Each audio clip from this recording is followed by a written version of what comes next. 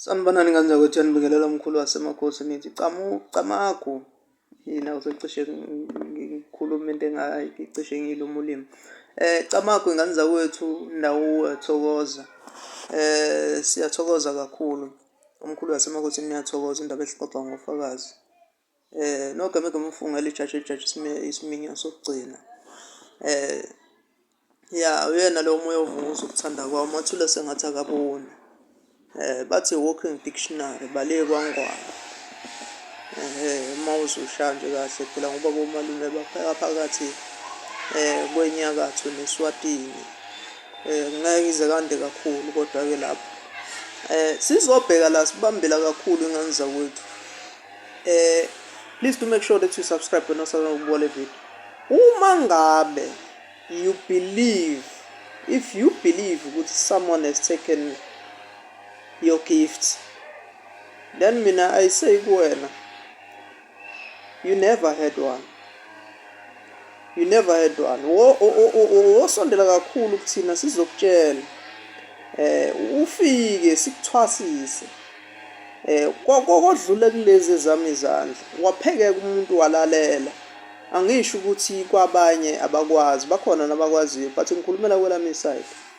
If you believe ukuthi kanjalo ngoba kade kwasa sisinethe imvula, kade kwasa sivika imikhondo besikhafula besincinda benza wonke into besimemeza kude ikujini besithwebula benza lokho nalokho.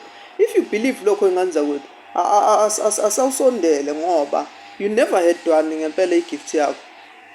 Unless mhlasimbe le nto kuyithathe komunye umuntu. Kufana nalento lena ingane zakwethu ukuthi umuntu athathelwe noma ancike kakhulu esithunyeni senkonzo nedi bese ixabana isithunywa senkonzo noma xabane nomphathi bese kuba khona inkinga.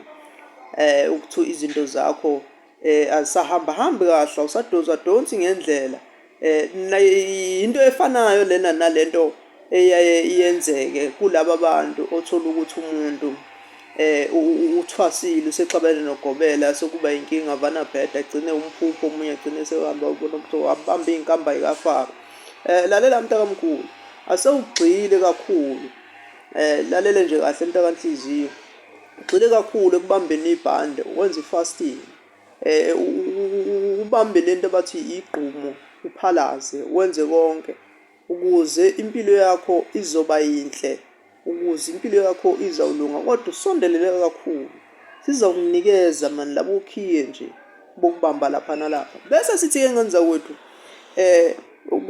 kuningi kufanele ngabe niyakwazi kulabo abasuke bengazi abanye ukuthi isiphiwo nesiphiwo somuntu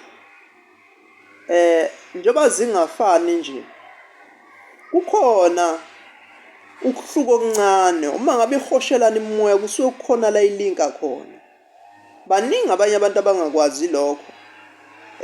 Kufana nawe na osahlushwa ukuthi uzamule too much.